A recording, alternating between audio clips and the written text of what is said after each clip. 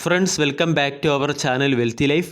Kalyan jewellers IPO review വീഡിയോയിലേക്ക് എല്ലാവർക്കും സ്വാഗതം. ഇന്നത്തെ വീഡിയോയിൽ കല്യാൺ ജുവലേഴ്സിൻ്റെ IPOയിൽ long time point of view അല്ലെങ്കിൽ short time point of view നമ്മൾ പാർട്ടിസിപ്പേറ്റ് ചെയ്യണമോ വേണ്ടയോ എന്ന് തീരുമാനമെടുക്കുന്നതിന് സഹായകമായ രീതിയിൽ കല്യാൺ ജുവലേഴ്സിൻ്റെ business model analysis, financial performance analysis, valuation analysis, കൂടാതെ ഈ IPOയുടെ ഗ്രേ മാർക്കറ്റ് പ്രീമിയം എന്നീ കാര്യങ്ങളാണ് ഇന്നത്തെ വീഡിയോയിൽ ഉൾപ്പെടുത്തിയിരിക്കുന്നത്. വെൽത്തി ലൈഫ് എന്ന ചാനൽ നിങ്ങൾ ആദ്യമായാണ് വിസിറ്റ് ചെയ്യുന്നതെങ്കിൽ ചാനൽ ദയവായി സബ്സ്ക്രൈബ് ചെയ്യുക. For getting instant stock recommendation and regular market updates, ചാനലിൻ്റെ സൈഡിൽ നിന്നും സ്വിംഗ് ട്രേഡിന് ആവശ്യമായ അഡീഷണൽ ഇൻസൈറ്റ്സ് ലഭിക്കുന്നതിന് വേണ്ടി ജോയിൻ ബട്ടൺ എന്ന ഓപ്ഷൻ കൺസിഡർ ചെയ്യാവുന്നതാണ്. 1993 തൃശ്ശൂർ ജില്ലയിലെ ഒരു സിംഗിൾ ഷോറൂമിൽ നിന്നും പ്രവർത്തനം ആരംഭിച്ച കല്യാൺ ജുവലേഴ്സ് എന്ന ബിഗ് ബ്രാൻഡിന് ഇപ്പോൾ ഇന്ത്യക്ക് അകത്ത് ഏകദേശം 107 ഷോറൂമുകളും ഇന്ത്യക്ക് പുറത്ത് ഏകദേശം 30 ഷോറൂമുകളുമാണുള്ളത്. റവന്യൂ ഡിസ്ട്രിബ്യൂഷൻ നമ്മൾ പരിശോധിക്കുകയാണെങ്കിൽ ഇന്ത്യക്ക് പുറത്തു നിന്നും ഈ കമ്പനിക്ക് 21.81% റവന്യൂവും ഇന്ത്യക്ക് അകത്തു നിന്നും 78.19% റവന്യൂവുമാണ് വരുന്നത്. ഇന്ത്യക്ക് അകത്തുള്ള റവന്യൂ നോക്കുകയാണെങ്കിൽ കേരളം, തമിഴ്നാട്, കർണാടക, പോണ്ടിച്ചേരി പോലുള്ള സൗത്ത് ഇന്ത്യൻ സ്റ്റേറ്റുകളിൽ നിന്നും 42.31% റവന്യൂവും ബാക്കിയുള്ള ഇന്ത്യൻ സ്റ്റേറ്റുകളിൽ നിന്നും 51.29% റവന്യൂവുമാണ് വരുന്നത്. ഇനി ഈ കമ്പനി നമ്മൾക്കെല്ലാവർക്കും അറിയാം, ഒരു ഓർഗനൈസ്ഡ് ജ്വല്ലറി സെക്ടറിലെ കമ്പനിയാണ്. അതായത് ഇന്ത്യൻ ജ്വല്ലറി സെക്ടറിനെ നമ്മൾക്ക് രണ്ട് രീതിയിൽ ക്ലാസിഫൈ ചെയ്യാം. ഒന്ന് ഓർഗനൈസ്ഡ് ജ്വല്ലറിയും രണ്ടാമത്തേത് അൺഓർഗനൈസ്ഡ് ജ്വല്ലറിയും. പാരമ്പര്യമായി ലഭിച്ചു വരുന്ന അല്ലെങ്കിൽ പാരമ്പര്യമായി കുടുംബങ്ങൾ നടത്തിക്കൊണ്ട് വരുന്ന ചില ജ്വല്ലറികളെയാണ് അല്ലെങ്കിൽ ജ്വല്ലറി കടകളെയാണ് അൺഓർഗനൈസ്ഡ് ജ്വല്ലറിയിൽ നമ്മൾ ഉൾപ്പെടുത്തിയിരിക്കുന്നത്. ഓർഗനൈസ്ഡ് ജ്വല്ലറികൾ നോക്കുകയാണെങ്കിൽ വളരെ വെൽ എസ്റ്റാബ്ലിഷ്ഡ് ബ്രാൻഡുകളായ കല്യാൺ ജുവലേഴ്സ്, അതുപോലെ തന്നെ ജോയി ആലുക്കാസ്, ടാറ്റയുടെ ഒരു പ്രമുഖ ഗ്രൂപ്പായ തനിഷ്ക് പോലുള്ള ഗ്രൂപ്പുകളാണ് ഓർഗനൈസ്ഡ് ജ്വല്ലറി സെക്ടർ കാറ്റഗറിയിൽ വരുന്നത്. ഇനി കല്യാൺ ജുവലേഴ്സിൻ്റെ മാർക്കറ്റ് ഷെയർ അല്ലെങ്കിൽ മാർക്കറ്റ് ഡൊമിനൻസ് എത്രത്തോളം എന്ന് പരിശോധിക്കാം. അതായത് ഓർഗനൈസ്ഡ് ജ്വല്ലറി സെക്ടറിൽ കല്യാൺ ജുവലേഴ്സിൻ്റെ market share 5.9%, unorganised jewellery sector അതായത് ടോട്ടൽ ഇന്ത്യൻ ജ്വല്ലറി സെക്ടറിൽ കല്യാൺ ജുവലേഴ്സിൻ്റെ മാർക്കറ്റ് ഷെയർ 1.8%.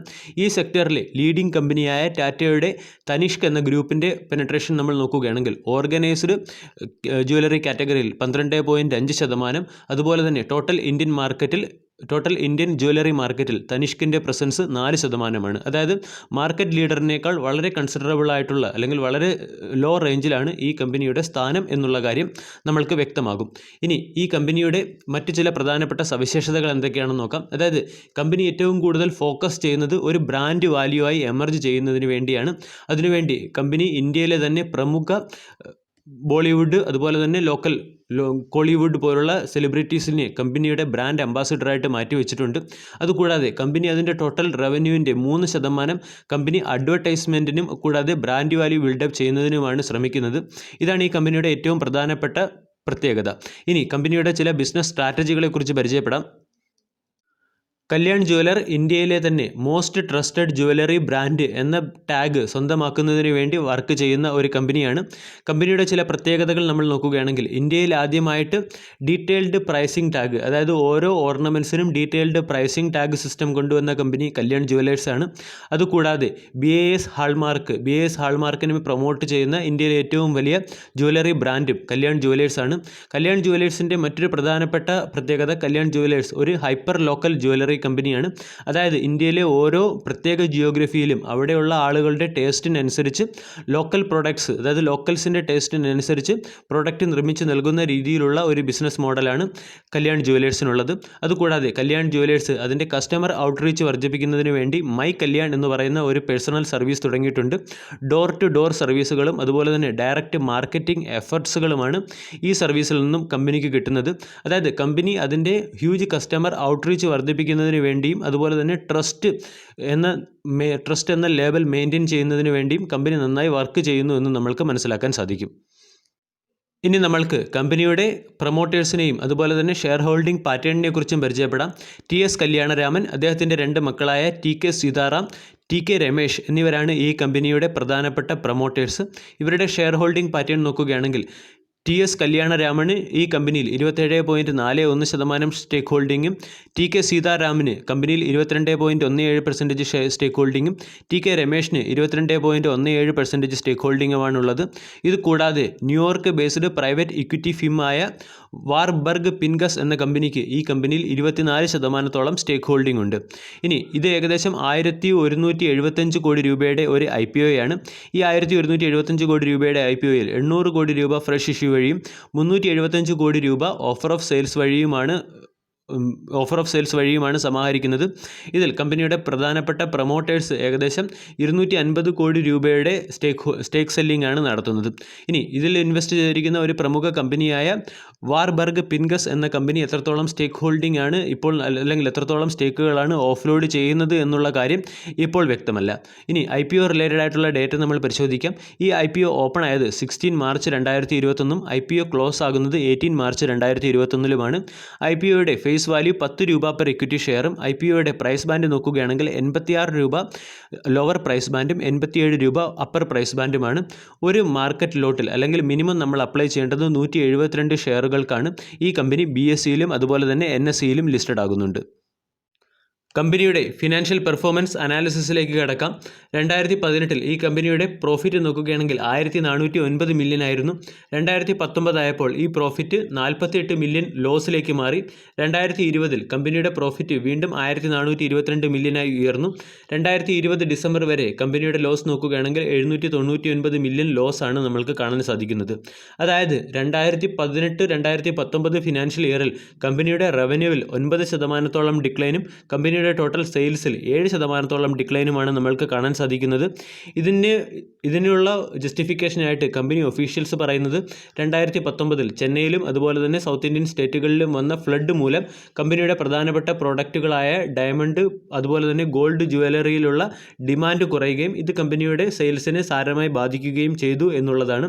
ഇനി മറ്റൊരു പ്രധാനപ്പെട്ട കാരണം നമ്മൾ ശ്രദ്ധിക്കേണ്ടത്, ഈ കമ്പനിയുടെ 75% റവന്യൂവും ഗോൾഡ് ജ്വല്ലറിയിൽ നിന്നാണ് വരുന്നത്. ഗോൾഡിൻ്റെ പ്രൈസ് ഫ്ലക്ച്വേഷൻസ് ഈ കമ്പനിയുടെ റവന്യൂവിനെയും അതുപോലെ തന്നെ പ്രോഫിറ്റബിലിറ്റിയും വളരെ പ്രധാനമായി ബാധിക്കുന്ന ഒരു കാര്യമാണ്. ഇനി കമ്പനിയെക്കുറിച്ച് നമ്മൾ ആൾറെഡി ഡിസ്കസ് ചെയ്തു കഴിഞ്ഞു. കമ്പനിയുടെ എക്സ്പെൻസ് റേറ്റ് നോക്കുകയാണെങ്കിൽ കമ്പനി അതിൻ്റെ ടോട്ടൽ റവന്യൂവിൻ്റെ 3% കമ്പനി അതിന് ബ്രാൻഡിങ്ങിലും അതുപോലെ തന്നെ അഡ്വർടൈസിങ്ങിലും വേണ്ടിയാണ് ശ്രദ്ധ കേന്ദ്രീകരിക്കുന്നത്. അതുകൊണ്ട് അതും കമ്പനിയുടെ പ്രോഫിറ്റ് ആഫ്റ്റർ ടാക്സ് കുറയ്ക്കുന്നതിന് ഒരു പ്രധാനപ്പെട്ട ഫാക്റ്റ് ആയിട്ടുണ്ട്. കൂടാതെ വളരെ ലോ ലെവൽ മാർജിനൽ വർക്ക് ചെയ്യുന്ന ഒരു കമ്പനിയാണ്. അതുകൊണ്ടും ഈ കമ്പനി പ്രോഫിറ്റ് ജനറേറ്റ് ചെയ്യാനുള്ള സാധ്യത കുറവാണ്. ഇനി കമ്പനിയുടെ ഗ്രോത്തിനെ കുറിച്ചാണ് മറ്റൊരു പ്രധാനപ്പെട്ട കൺസേൺ. അതായത് 2017 മുതൽ 2020 വരെയുള്ള ഫിനാൻഷ്യൽ ഇയറിൽ കമ്പനിയുടെ growth in terms of CAGR നോക്കുകയാണെങ്കിൽ അവിടെ നമ്മൾക്ക് വെറും 5.02% ഗ്രോത്ത് മാത്രമേ കാണാൻ സാധിക്കുന്നുള്ളൂ.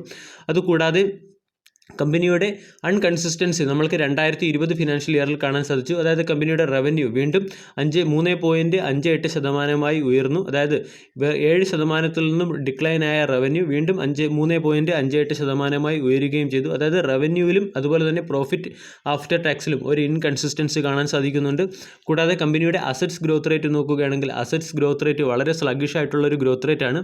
അതായത് ഫിനാൻഷ്യൽ അനാലിസിസിൻ്റെ കൺക്ലൂഷൻ നമ്മൾ നോക്കുകയാണെങ്കിൽ, ഒന്ന്, കമ്പനിയുടെ ഗ്രോത്ത് റേറ്റ് വളരെ സ്ലഗിഷ്നെസ് ആയിട്ടുള്ള ഗ്രോത്ത് റേറ്റ് ആണ്. രണ്ടാമത്, കമ്പനി ജനറേറ്റ് ചെയ്തു തരുന്ന റിട്ടേൺ റേറ്റ് നോക്കുകയാണെങ്കിൽ ഒരു NCD അതായത് നോൺ കൺവെർട്ടബിൾ ഡിബഞ്ചറോ അല്ലെങ്കിൽ ഒരു ബോണ്ട് തരുന്നതിനേക്കാളും കുറഞ്ഞ റിട്ടേൺ ആണ് ഈ കമ്പനി ജനറേറ്റ് ചെയ്തു തരുന്നത്. കല്യാൺ ജുവലേഴ്സിൻ്റെ വാല്യുവേഷൻ അനാലിസിസിലേക്കും അതുപോലെ തന്നെ കമ്പനിയുടെ ഗ്രോത്ത് ഓപ്പർച്യൂണിറ്റി അനാലിസിസിലേക്കും കടക്കാം. കല്യാൺ ജുവലേഴ്സിൻ്റെ EPS നോക്കുകയാണെങ്കിൽ 1.70 കമ്പനിയുടെ RONE നോക്കുകയാണെങ്കിൽ അതായത് റിട്ടേൺ ഓൺ നെറ്റ് വർത്ത് നോക്കുകയാണെങ്കിൽ 6.63%. അതായത് ഈ കമ്പനിയുടെ പിയർ കമ്പനിയും അതുപോലെ തന്നെ മാർക്കറ്റ് ലീഡറുമായിട്ടുള്ള തനിഷ്ക് ബ്രാൻഡിൻ്റെ പേരൻറ്റ് കമ്പനിയായ ടൈറ്റാൻ എന്ന കമ്പനിയുമായി കമ്പയർ ചെയ്യുമ്പോൾ ടൈറ്റാൻ്റെ EPS 16.91 RONW 22.38%. അതായത് ടൈറ്റാനേക്കാൾ വളരെ താഴെയാണ് ഈ കമ്പനി പൊസിഷൻ ചെയ്തിരിക്കുന്നത് എന്നുള്ള കാര്യം നമ്മൾക്ക് മനസ്സിലാക്കാൻ കഴിയും. PE വാല്യൂഷൻ നോക്കുകയാണെങ്കിൽ ടൈറ്റാൻ്റെ PE വാല്യൂഷൻ 61.69 കല്യാൺ ജുവലേഴ്സിൻ്റെ PE വാല്യൂഷൻ 51. ഇൻഡസ്ട്രിയുടെ PE വാല്യൂഷൻ നോക്കുകയാണെങ്കിൽ 23.28. അതായത് ഇൻഡസ്ട്രിയുടെ വാല്യൂഷനേക്കാൾ ഉയർന്നതും എന്നാൽ കല്യാൺ ജുവലേഴ്സ് ടൈറ്റാൻ എന്ന കമ്പനിയുടെ വാല്യൂഷനേക്കാൾ താഴെയുള്ളതുമായ കമ്പനിയാണെന്ന് മനസ്സിലാക്കാം. ഇനി ഈ കമ്പനിയെ ഒരിക്കലും നമ്മൾക്ക് ടൈറ്റാൻ എന്ന കമ്പനിയുമായി കമ്പയർ ചെയ്യാൻ കഴിയുകയില്ല. കാരണം ടൈറ്റാൻ എന്ന കമ്പനി ജ്വല്ലറി സെഗ്മെൻറ്റിൽ മാത്രമല്ല ഫോക്കസ് ചെയ്തിരിക്കുന്നത്, പകരം ഇത് മറ്റ് പല സെഗ്മെൻറ്റുകളിലും ഫോക്കസ് ചെയ്തിരിക്കുന്ന കമ്പനിയാണ്. അതുകൊണ്ട് കല്യാൺ ജുവലേഴ്സിനെ നമ്മൾക്ക് പ്യുവർ ജ്വല്ലറി ബിസിനസ്സിൽ മാത്രം ഫോക്കസ് ചെയ്തിരിക്കുന്ന കമ്പനികളുമായി കമ്പയർ ചെയ്യാം. അതായത് കല്യാൺ ജുവലേഴ്സിനെ TBZ, Asian star, Vaibhav global അതുപോലെ തന്നെ PC ജ്വല്ലറി എന്നീ പിയർ കമ്പനികളുമായി കമ്പയർ ചെയ്യുകയാണെങ്കിൽ ഈ കമ്പനികളിൽ രണ്ടാം സ്ഥാനത്തായിട്ടാണ് കല്യാൺ ജുവലേഴ്സ് വരുന്നത്. അതായത് കമ്പനിയുടെ റവന്യൂ ഓൺ ഗ്രോത്ത് നോക്കുകയാണെങ്കിൽ വൈഭവ് ഗ്ലോബൽ എന്ന കമ്പനിയുടെ റവന്യൂ ഓൺ ഗ്രോത്ത് 16.51%, കല്യാൺ ജുവലേഴ്സിൻ്റെ റവന്യൂ ഗ്രോത്ത് 5.83%, TBZൻ്റേത് 2.82%, ഏഷ്യൻ സ്റ്റാറിൻ്റേത് -36.44%. റിട്ടേൺ ഓൺ അസറ്റ്സ് നോക്കുകയാണെങ്കിൽ ROA നോക്കുകയാണെങ്കിൽ കല്യാൺ ജുവലേഴ്സിൻ്റേത് 2.33%, വൈഭവ് ഗ്ലോബലിൻ്റേത് 19.71%, PC ജ്വല്ലേഴ്സിൻ്റേത് -1.68 ആണ്. ROE നോക്കുകയാണെങ്കിൽ കല്യാൺ ജുവലേഴ്സിൻ്റേത് 7.25, TBZൻ്റേത് 2.36, വൈഭവ് ഗ്ലോബലിൻ്റേത് 28.68. ഓപ്പറേറ്റിംഗ് മാർജിൻ നോക്കുകയാണെങ്കിൽ കല്യാൺ ജുവലേഴ്സിൻ്റേത് 2.96%, അതുപോലെ തന്നെ TBZൻ്റേത് 7.82%, വൈഭവ് ഗ്ലോബലിൻ്റേത് 14.87%. അതായത് in terms of operating profit അല്ലെങ്കിൽ ഓപ്പറേറ്റിംഗ് മാർജിൻ നമ്മൾ നോക്കുകയാണെങ്കിൽ ഈ കമ്പനി വളരെ ലീസ്റ്റ് ഓപ്പറേറ്റിംഗ് മാർജിനിൽ വർക്ക് ചെയ്യുന്ന ഒരു കമ്പനിയാണെന്ന് നമ്മൾക്ക് മനസ്സിലാകും. ബാക്കിയുള്ള ഫണ്ടമെൻ്റൽ പാരാമീറ്റേഴ്സ് നോക്കുകയാണെങ്കിൽ ഈ കമ്പനി വൈഭവ് ഗ്ലോബൽ എന്ന കമ്പനിക്ക് താഴെയാണ് വരുന്നത്. ഇനി കമ്പനിയുടെ പ്രോഫിറ്റ് മാർജിനെക്കുറിച്ച് വരാം. കമ്പനിയുടെ പ്രോഫിറ്റ് മാർജിൻ 1.4% ആണ്. TBZൻ്റെ പ്രോഫിറ്റ് മാർജിൻ നോക്കുകയാണെങ്കിൽ 6.3%, ടൈറ്റാൻ്റെ പ്രോഫിറ്റ് മാർജിൻ നോക്കുകയാണെങ്കിൽ 12%. ഇത് കമ്പനിയുടെ ഫിനാൻഷ്യൽ പാരാമീറ്റേഴ്സിലും നമ്മൾക്ക് കാണാൻ സാധിക്കുന്നുണ്ട്. ഇനി ജ്വല്ലറി സെഗ്മെൻറ്റിൻ്റെ ഗ്രോത്ത് അനാലിസിസിലേക്ക് വരാം. അതായത് ഇന്ത്യൻ ജ്വല്ലറി സെഗ്മെൻറ്റ് വേൾഡിലെ തന്നെ സെക്കൻഡ് ലാർജസ്റ്റ് ജ്വല്ലറി സെഗ്മെൻ്റ് ആണ്. അതായത് ടോട്ടൽ വേൾഡിലെ ജ്വല്ലറി സെഗ്മെൻറ്റ് നോക്കുകയാണെങ്കിൽ $220 ബില്യൺ ജ്വല്ലറി സെഗ്മെൻ്റ് ആണ് ടോട്ടൽ വേൾഡിലുള്ളത്.